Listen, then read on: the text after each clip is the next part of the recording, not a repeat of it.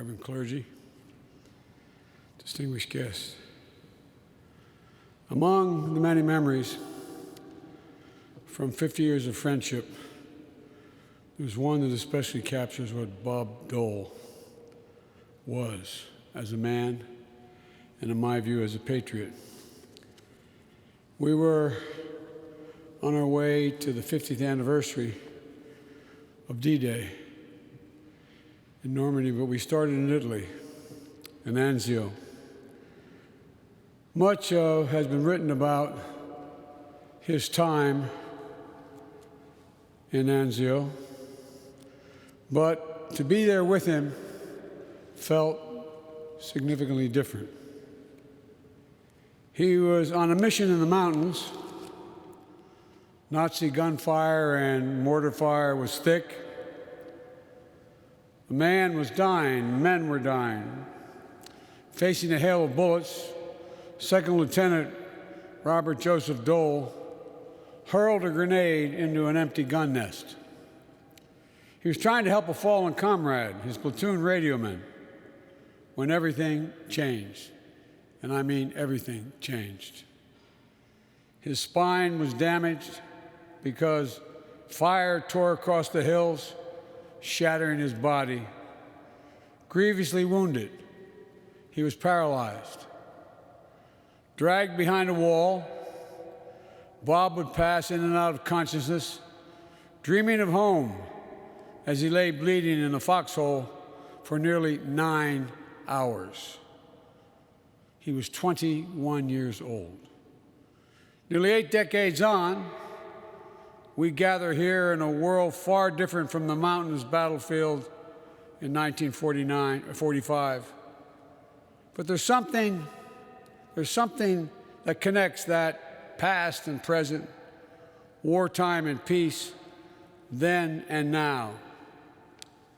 The courage, the grit, the goodness, and the grace of Second Lieutenant named Bob Dole, who became Congressman Dole, Senator Dole, statesman, husband, father, friend, colleague, and a word that's often overused but not here, a genuine hero, Bob Dole. Dean and the clergy officiating today's service, President Clinton, Vice President Harris, Vice President Pence and Cheney and Quayle, Speaker Pelosi, Leader Schumer, Leader McConnell, members of Congress of both parties, past and present, members of the Cabinet, General Milley, and leaders of our military, distinguished guests, most of all, the Dole family. Elizabeth, it's been said that memory is the power to gather roses in winter.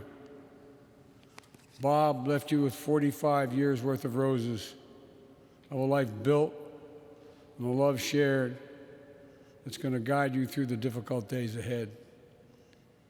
Jill and I will always be there for you, as many others in this church will be, as you and Bob were always there for us in ways nobody knows. And Robin, you carry your father's pride, grace, and character. He'll always going to be with you, because the old saying goes, we Irish say, you are your father's daughter. You are your father's daughter. Bob Dole's story is a very American one. Born and raised in a 3-room house through the Dust Bowl of the Great Depression, shipped out as a young man to World War II, wounded in battle on the same weekend that Franklin Delano Roosevelt was being mourned by millions. Bob came home, rebuilt his life, painful hour by painful day, by painful week, by painful month, by painful year. Here he and Danny Inouye, who was wounded on the mountain not far from where he was, Talk about the recovery they spent together for all those, literally several years. It was astounding. God, what courage Bob Dole had. He then went to school in the GI Bill, came to Washington with the New Frontier, bravely voted for civil rights and voting rights in the years of the Kennedys, Lyndon Johnson, and Martin Luther King Jr. Ran for president on a ticket with Gerald Ford. And through the ages of Nixon, Carter, Reagan, Bush the Elder, and Clinton, Bob was literally the master of the Senate. We served together for 25 years. We disagreed, but we were never disagreeable with one another. Not one time that I can think of. I found Bob to be a man of principle, pragmatism, and enormous integrity. He came into the arena with certain guiding principles, to begin with devotion to country, to fair play, to decency, to dignity, to honor, to literally attempting to find the common good. That's how he worked with George McGovern to fight hunger in America, particularly as it affected children and around the world. He worked with Teddy Kennedy and Tom Harkin to bring down the barriers of Americans living with disabilities, a profound change and a profound act of grace. He worked with Daniel Patrick Moynihan to literally save Social Security, because Bob believed every American deserved to grow old with their basic dignity intact. And over the opposition of many in his own party, and some in mine, he managed to build or create the federal holiday in the name of Martin Luther King Jr. Bob Dole did that. He never forgot where he came from, and I never forgot what he said to our colleagues about the effort for the King holiday. And I'll quote, he said, "No first-class democracy can treat people like second-class citizens. No first-class democracy can treat people like second-class citizens." Bob didn't hate government. Knew the people who needed it most were the people most in need. He wanted government to work for folks like him who came up the hard way. Just give everybody a chance, Joe, just a chance. During the Depression, Bob's parents moved into the basement of their three-room, not three-bedroom, their three-room home in Russell, Kansas, so they could rent out, quote, the upstairs. Bob understood hardship. He had known hardship, and he never forgot it. He never forgot the people as well who sent him to Washington, people from Russell and from Kansas. Bob was a man who always did his duty, who lived by a code of honor. Almost seems strange to say that today, but he lived by a code of honor, and he meant it. Just as his colleagues, Republican and Democrat, looked at him, I think they saw him the same way I did. Just ask any who served with him at the time. Bob Dole fit my dad's description. He said, "You must be a man of your word. Without your word, you're not a man." Bob Dole was a man of his word. He loved his country, which he served his whole life. The Bible tells us, to whom much is given, much is expected. And Bob Dole, for all his hardship, believed he'd been given the greatest gift of all. He was an American. He was an American. And he felt it. Let's be honest. Bob Dole was always honest, sometimes to a fault. He once endured the wrath of his fellow Republicans when there was a legitimate fight going on to defund Amtrak. Now, I've traveled over 1,200,000 miles on Amtrak because I commuted every single day. It came time for literally the deciding vote on whether we're going to defund Amtrak. And he cast the vote against his party, deciding to keep funding Amtrak. And obviously, you might guess he was asked why. Why would you do that? He said it's the best way to get Joe Biden the hell out of here at night so he's not home no morning. Excuse my language. True story. Absolutely true story. God, I love the guy. As I said, he was always honest. But Bob relished a good political fight, as much as anybody I've ever served with in the 36 years I was in the Senate. And Bob gave as good or better than he got. He was a proud Republican. He chaired his party. He led its caucus in the United States Senate, and he bore the banner as its nominee for Vice President and President of the United States. He could be partisan, and that was fine. Americans have been partisan since Jefferson and Hamilton squared off in George Washington's cabinet. But like them, Bob Dole was a patriot.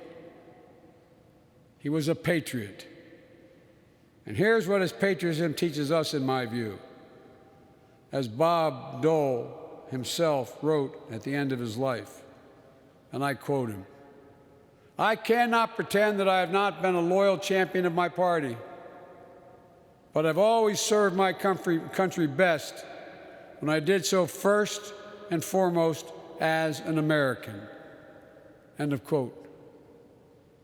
First and foremost as an American. That was Bob Dole. Lydia, that was your husband. That was your dad. Always as an American. He understood that we're all part of something much bigger than ourselves. And he really did, I felt. He really understood it. And the compromise isn't a dirty word. It's the cornerstone of democracy. Consensus is required in a democracy to get anything done. That's how you get things done. Again, listen to Bob Dole's words, not mine. I'm quoting him again. "I learned that it's difficult to get anything done unless you can compromise. Not your principles, but your willingness to see the other side. Those who suggest that compromise is a sign of weakness misunderstand the fundamental strength of democracy." End of quote. In his final days, Bob made it clear that he was deeply concerned about the threat to American democracy, not from foreign nations, but from the division tearing us apart from within.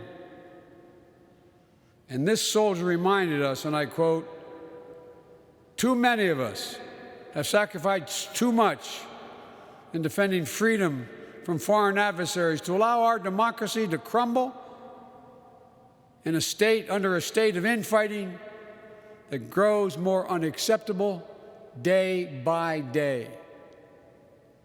Grows more unacceptable day by day. He wrote this when he knew his days were numbered, in small numbers.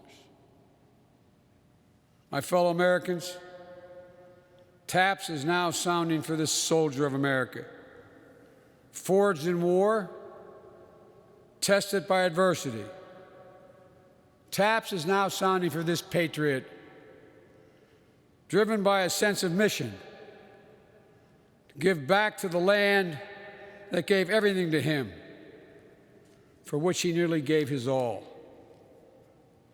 Taps is now sounding for this giant of our time and of all time.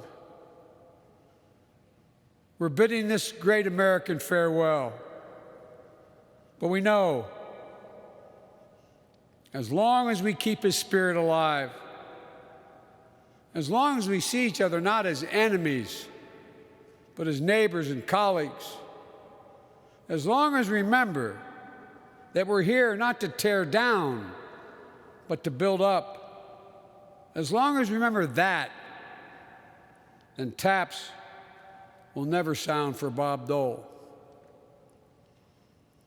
For Bob will be with us always, cracking a joke, moving a bill, finding common ground.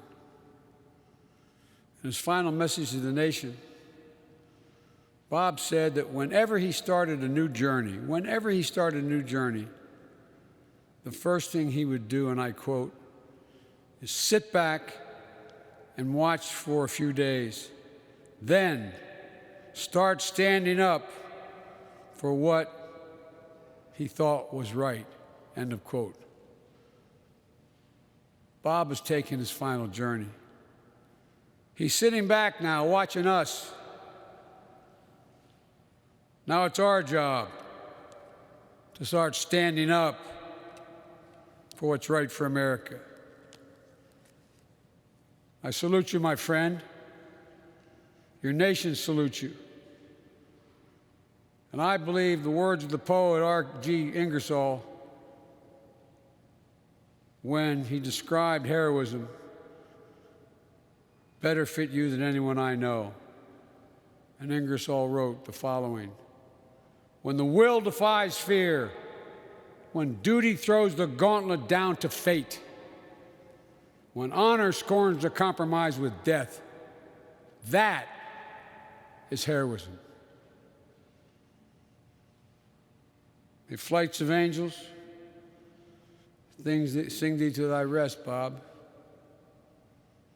God bless Bob Dole. God bless America. And may God protect our troops.